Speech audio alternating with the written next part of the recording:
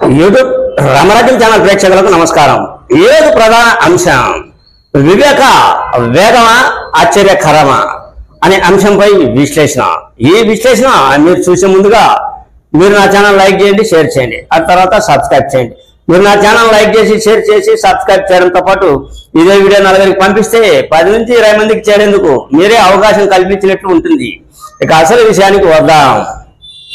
ఏ రోజుకి ఆ రోజు ఆశ్చర్యకర విషయం.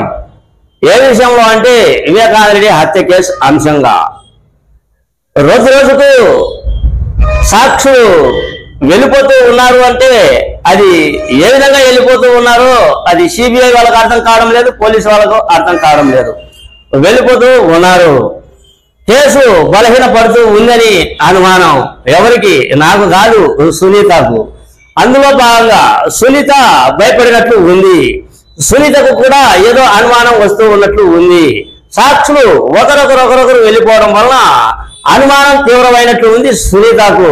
సునీత ఎవరు అంటే హత్య గావింపబడ్డ వివేకానంద రెడ్డి ఏకైక పుత్రిక సునీత. సునీత ఈ అంశాన్ని సీరియస్ గా తీసుకున్నట్లు ఉంది. ఏదో సోషల్ మీడియాలో ఏదో ఒక వాట్సాప్ లో ఒక ప్రకటన వచ్చింది. అది ఏమిటి వచ్చింది అంటే ముఖ్యంగా సిబిఐ కేసు విచారణ వేగవంతం ప్రతిరోజు చేపట్టాలి అని తెలంగాణ హైకోర్టులో సునీత పిటిషన్ వేసింది. ఆ పిటిషన్ ప్రకారము రోజువారీ విచారణ సిబిఐ కోర్టులో చేపట్టాలి అని ఆ పిటిషన్ లో పేర్కొన్నట్లు తెలుస్తూ ఉంది. అంటే వివేకానంద హత్య కేసు అంశంగా సునీత వేగవంతం చేసేందుకు తీవ్ర కృషి చేస్తున్నట్లు అర్థం అవుతూ ఉంది. ఇక ఇంకొక విషయానికి వస్తే ముఖ్యంగా ఈ హత్య కేసు అంశంగా దస్తగిరి అనే అతను ఈ హత్య కేసులో ప్రధానంగా ఉన్నాడు. ఆయన ఈ హత్య కేసు ఎదుర్కొంటున్న సమస్యలలో మొదటి వ్యక్తి. ఆ వ్యక్తి అప్రూవర్ గా మారారు. దత్తగిరి అప్రూవర్ గా మారడంతో హాట్ టాపిక్ గా మారింది.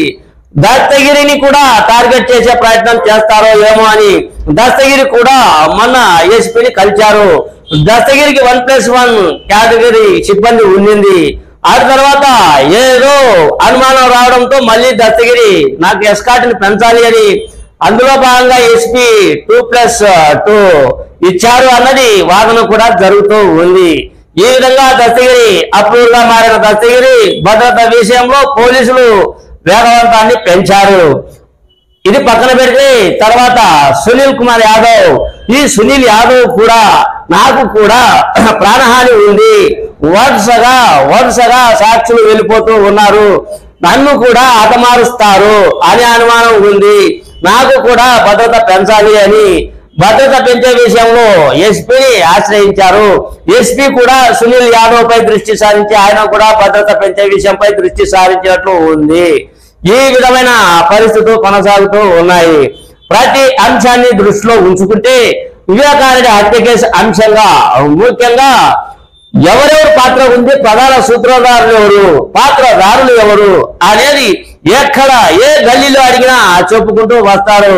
కానీ అమాయకులు అనుకోండి, ఆ తర్వాత ఏమి చేతగాని వాళ్ళు అనుకోండి, ఆ తర్వాత ఏమి డబ్బు లేని వాళ్ళు అనుకోండి, వీళ్ళు ఒక్కొక్కరు సాక్షిగా ఉన్నటువంటి వాళ్ళు కనుమరుగు అవుతూ ఉన్నారు. ఎక్కువ డబ్బులు ఉండేవాళ్ళు, ఎక్కువ పలుకుబడి ఉండేవాళ్ళు, ఎక్కువగా రాజకీయంలో నిర్దేశించే వాళ్ళు మాత్రం ఏమీ కదలడం లేదు. ఎక్కడ వేసిన దొంగని అక్కడే అన్నట్టుగా వివేకానంద కేసు అక్కడనే స్టాప్ అన్నట్టు పోలీసుల తీరు కానీ ఆ తర్వాత కోర్టు తీరును మనం తప్పుపట్టే అంశం కాదు. సిబిఐ కానీ ఉన్నట్లు ఉంది. సిబిఐ అధికారులనే కర్నూలులో బెదిరించారు అంటే ఎంత రాజకీయం జరిగిందో అందరికీ అర్థం అయి ఉంటుంది కదా. ఇదంతా చెప్పుకుంటూ పోతే కూడా సోది ఆయన వివేకానంద హత్య కేసు చిన్న పిల్లోని అడిగినా చెప్తే ఆ సోది విడిచిపెట్టి ప్రస్తుతం చెప్పురా నాయన అని అంటున్నారు జనాలు. దానికి సంబంధించి సునీల్ కుమార్ అదే సునీల్ యాదవ్ ఆయన అప్రూవర్ గా మారే అవకాశం ఉంది. ఆయన అప్రూవర్ గా మారితే ఏం జరుగుతుందో అందరికీ తెలిసిన అంశమే. ఆల్రెడీ ఎవరు దత్తగిరి కూడా అప్రూవర్ గా మారారు. దత్తగిరికి ఎస్కాట్ పెంచారు. ఆ తర్వాత సునీల్ కూడా ఎస్కాట్ పెంచుతారు కూడా. అటు తర్వాత ఇప్పుడు ప్రస్తుతం సునీత విషయానికి వస్తే ప్రతిరోజు సిబిఐ కోర్టు విచారణ చేపట్టాలని, సిబిఐ కోర్టు విచారణకు నిందితులంతా హాజరు కావాల్సి ఉండాలి అని ఆమె తెలంగాణ హైకోర్టులో పిటిషన్ వేసినట్లు ప్రస్తుతం హాట్ టాపిక్ గా మారింది. ఈ విధమైన స్థితిగతులు వివేకానంద హత్య కేసు అంశంగా వేగవంతం అవుతుందా? రాబోయే కాలంలో ఆశ్చర్యకర విషయాలు ఏమైనా జరుగుతాయా? ఎవరు అరెస్ట్ అవుతారు, ఎవరు అరెస్ట్ కాకుండా వెళ్తారు, ఎవరు ఇంకొక సాక్షి బలి పీఠానికి బద్దలై వెనకడుగు వేస్తారో అర్థం కాని పరిస్థితి. వేచి చూద్దాం. వివేకానంద హత్య వేగమా ఆశ్చర్యకరమా అన్నది నేను ఈ చిన్న వీడియో చేయగలిగా. మీ సీనియర్ జర్నలిస్ట్ జయరంగ కృష్ణయ్య. నమస్తే.